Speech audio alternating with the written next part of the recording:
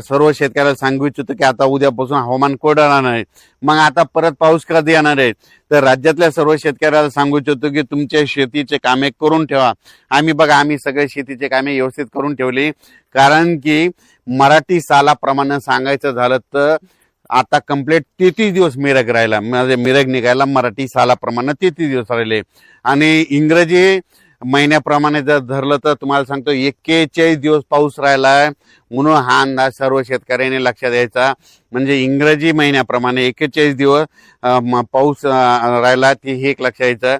आणि मराठी आखिदी झाल्याच्या नंतर कंप्लीट 40 दिवसाला मिरग निघतो, म्हणून हे देखील सर्व शेतकऱ्यांनी लक्षात घ्यायचं. आणि राज्यात तुम्हाला सांगू इच्छितो मे मध्ये मग मान्सून दस्तक कधी देणार आहे तुम्हाला सांगू इच्छितो 15 मे ते 20 मेच्या दरम्यान अंदमान बेटावर मान्सून दस्तक देणार आहे. म्हणून हा अंदाज खास करून मराठवाड्यातल्या संपूर्ण महाराष्ट्र असो, कर्नाटक असो, मध्य प्रदेश आणि जे काही राज्य त्या जिल्ह्यातल्या सर्व शेतकऱ्याला सांगू इच्छितो की तुम्हाला सांगू इच्छितो की मान्सून अंदमान बेटावर 15 मे ते 20 मेच्या दरम्यान दस्तक देणार आहे. म्हणून हा अंदाज लक्षात घ्यायचा. कारण की एकंदरीत अभ्यास केल्याच्या नंतर तुम्हाला सांगू इच्छितो की 15 मे ते 20 मेच्या दरम्यान कधीही मान्सून अंदमान बेटावर दस्तक देतो तिथं दाखल होऊ शकणार आहे. म्हणून हा अंदाज लक्षात घ्यायचा. आणि आपण आपल्या शेतीची मात्र कामे करून घ्या. पावसाचं काम करीत असतो, म्हणून आपण आपल्या शेतीचे कामे करून घ्या. सगळ्यात महत्वाचं आपण शेत रेडी करून ठेवणं गरजेचं आहे. पाऊस यायचं तेव्हा येईल, पण सगळ्यात महत्वाचं ते. त्याच्यानंतर काय झालं की बऱ्याच शेतकऱ्याचे असे फोन आले यावर्षी एल निनो पाऊस यावर्षी कमी पडणार आहे. तर मला सांगू इच्छितो एल निनो असो या नसो, दरवर्षी आपल्या भारतामध्ये मान्सून येणार तर येणार, येतो तर येतो, हे सर्वप्रथम लक्षात घ्यायचं. तर तुम्हाला सांगतो एल निनो बद्दल एक छोटं सविस्तर सांगतो.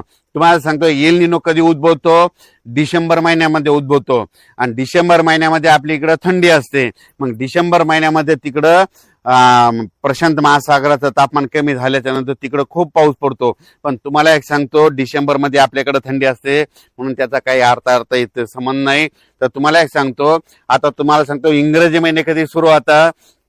जानेवारीला महिना सुरू झाला, जून मध्ये पाऊस सुरू झाला आणि एल निनो डिसेंबर मध्ये उद्भवलाय. मग याचा अर्थ तुम्हाला सांगतो पुढच्या वर्षी डिसेंबर मध्ये एल निनो कसा राहील त्याचा आधीच आपल्याला भाकीत लावणं शक्य नसतं.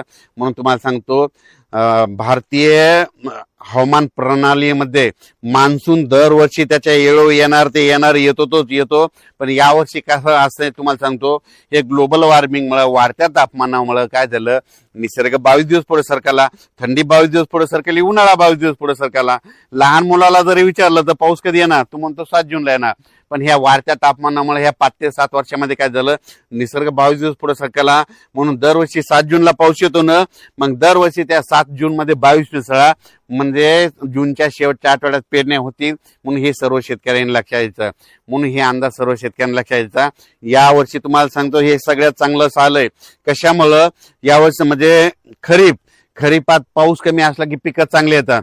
खरीप बी चांगलं येणार आहे आणि रब्बी चांगलं येणार आहे. रब्बी मध्ये कशामुळे चांगलं येणार आहे? कारण की यावर्षी परतीचा पाऊस चांगला पडणार आहे. म्हणून यावर्षी रब्बीचं पीक देखील चांगलं येणार आहे. म्हणून शेतकऱ्यासाठी चांगलं साल राहणार आहे. म्हणून तोपर्यंत शेतकऱ्यांनी शेतीची कामे करून घ्यावी. आता उद्या 27 एप्रिल पासून चांगला उन्हाची तीव्रता वाढत जाणार आहे.